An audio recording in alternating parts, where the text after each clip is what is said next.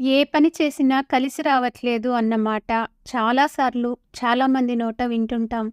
కానీ అదృష్టం ఎప్పుడూ ఒక వరంలా వచ్చి మీ దరి చేరదు. అవకాశం రూపంలో మీ తలుపు తడుతుంది. మన పక్కవాడు ఏం పట్టినా బంగారమే, ఏం చేసినా బంగారమే, నేనేం ముట్టుకున్నా బూడిదే, ఏ పని చేసినా కలిసి రావట్లేదు, ఎంత కష్టపడ్డా ఫలితం ఉండట్లేదు. ఇలా ఆలోచిస్తూ చాలాసార్లు బాధపడతాం. ఎక్కడ ఏ లోపం ఉందో అర్థం కాదు. ఇక చివరికి అతడి అదృష్టం బాగుంది, అందుకే అన్నీ కలిసొస్తున్నాయని ఫిక్స్ అయిపోతాం. కానీ ఆ అదృష్టం వెనక అతడు పడ్డ కష్టాన్ని మాత్రం అర్థం చేసుకోలేము. కోటిలో ఒక్కరికి తప్ప ఇంకెవరికీ కష్టం లేకుండా ప్రతిఫలం అనేది రాదు. అదృష్టం అవకాశం రూపంలో అందరికీ తలుపు తడుతుంది.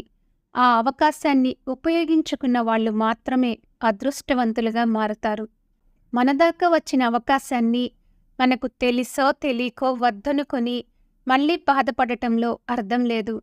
ఒక అవకాశం వచ్చినప్పుడు నేనేం చేసినా కలిసి రావట్లేదు కాబట్టి ఇంకోటి ప్రయత్నించినా మళ్ళీ నష్టమే తప్ప ఇంకేమీ ఉండదు అన్న ఆలోచన కనుక మన మనస్సులో వస్తే ఇక నీ విజయానికి ఫుల్ స్టాప్ పడ్డట్టే.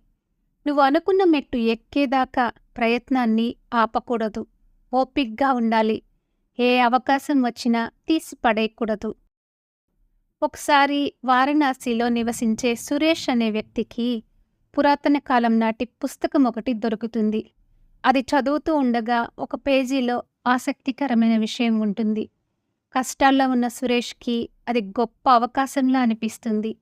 ఆ పేజీలో గంగానది ఒడ్డున మహిమలున్న రాళ్లుంటాయని, తాకితే వెచ్చగా ఉండే రాళ్లతో ఏ వస్తువు తాకినా బంగారంలా మారిపోతుందని రాసి ఉంటుంది. ఆ పుస్తకంలో చెప్పిన ప్రదేశానికి వెంటనే సురేష్ వెళ్తాడు. రాళ్ల కోసం వెతకడం ప్రారంభిస్తాడు. ఒక్క రాయి దొరికినా సరే తన జీవితం మారిపోతుందనే ఆశ అతనిది. ఆ నది ఒడ్డున వారం రోజుల పాటు అన్ని రాళ్ళు తీసి వెతుకుతూనే ఉంటాడు. అయినా ఆ విలువైన రాయిని గుర్తించలేకపోతాడు. అయినా సరే ప్రయత్నిస్తూనే ఉంటాడు. నెల రోజులు గడిచాయి. రాయి జాడ ఇంకా కనిపెట్టలేకపోయాడు. దాంతో ఇక తన బ్రతుకు మారదులే అని నిరాశ చెందుతాడు.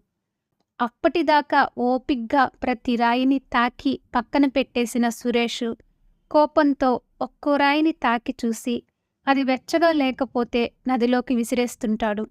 చివరికి అది అలవాటుగా మారిపోయింది అతనికి. వెతగ్గా ఒకరోజు ఆ మహిమలున్న వెచ్చని రాయి చేతికి దొరికింది. ఆ వెచ్చదనాన్ని గుర్తించేలోపే అలవాటు ప్రకారం రాయిని నదిలోకి విసిరేశాడు. రాయి చేతిలో నుంచి పోయే ఆఖరి క్షణంలో గాని అతడు ఆ విషయాన్ని గమనించలేదు.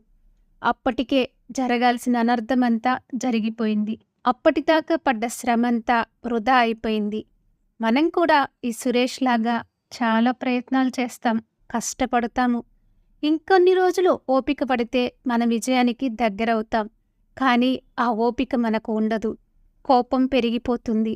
అదృష్టం కలిసి రావట్లేదు అనుకుని ఇక ప్రయత్నించడం ఆపేస్తాం.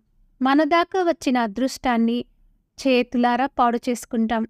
అందుకే మీరనుకున్నది సాధించేదాకా, కష్టాలు తీరేదాకా ఓపిగ్గా ఉండండి.